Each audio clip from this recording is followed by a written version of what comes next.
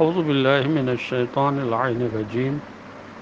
بسم اللہ الرحمن الرحیم حتی اذا بلغ بین السدین وجد من دونہما قوما لا یکادون یفقہون قولا اللہم صل علی محمد وآل محمد وعجل فرجہم۔ اللہ تبارک و تعالیٰ کا شکر ہے کہ میں نے سورہ مبارکہ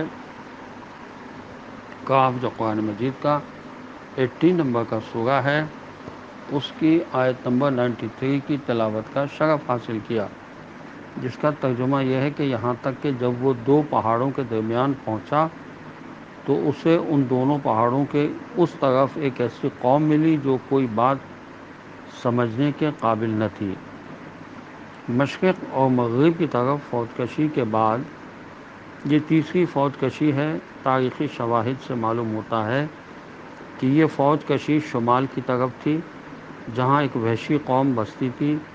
جو کسی زبان کے ذریعے بھی افہام و تفہیم کے قابل نہ تھی۔ بین السدین یعنی دو پہاڑوں کے درمیان، عام خیال یہ ہے کہ یہ دو پہاڑ بحر خزر اور بحر اسود کے درمیان واقع ہیں،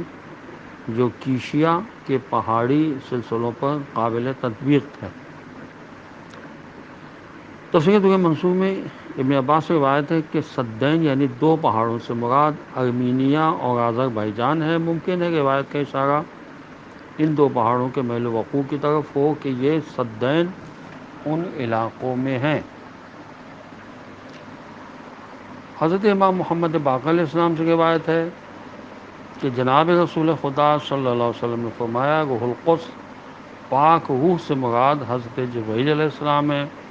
اور قدس کے معنی ہیں پاک و پاکیزہ۔ تفسیر صافی میں لکھا ہے کہ مطلب یہ ہے کہ جب صاحبان ایمان آیتوں کو سنتے ہیں جو پچھلی آیتوں کو منسوخ کرنے والی ہیں تو وہ ان پر غور و فکر کرتے ہیں، پھر وہ اس حکمت اور مصلحت کو جان لیتے ہیں جو یہاں کار فرما ہے۔ اس سے ان کے عقائد مضبوط اور ان کے دل مطمئن ہو جاتے ہیں۔ تفہیم القرآن میں لکھا ہے کہ جبرائیل علیہ السلام کو روح القدس یعنی پاک روح اس لیے بھی کہا گیا ہے تاکہ سننے والوں کو یہ بھی معلوم ہو جائے کہ اس قرآن کو ایک ایسی ہستی لے کر آئی ہے جو ہر قسم کی کمزوریوں اور نقائص سے پاک ہے، یعنی وہ کسی قسم کی بھول چوک، خیانت، ہیر پھیر، کمی بیشی کرنے والا نہیں ہے، نہ جھوٹا ہے، نہ مفتری، نہ بدنیت، اور اپنی کسی نفسانی خواہش کے سبب سے دھوکہ دینے والا نہیں ہے، جو اللہ کا کلام جوں کا توں لا کر پہنچاتا ہے۔ تو ہمیں اس قرآن سے سبق لینا چاہیے ہے اور اس کو سمجھنے کی کوشش کرنا چاہیے ہے۔ اب تو ایسی ایپ آ گئی ہیں جس میں ورڈ ٹو ورڈ الفاظ کے معنی دیے گئے ہیں، تو قرآن کے الفاظ کے معنی اگر ہم لکھنا شروع کریں تو آپ دیکھیں گے کہ چند ہی دنوں میں آپ کا دماغ کیسا تیز کام کرنے لگے گا، اور اسی طرح سے آپ معانی کی گہرائیوں میں اترتے چلے جائیں گے۔ ہم جو قرآن پڑھتے ہیں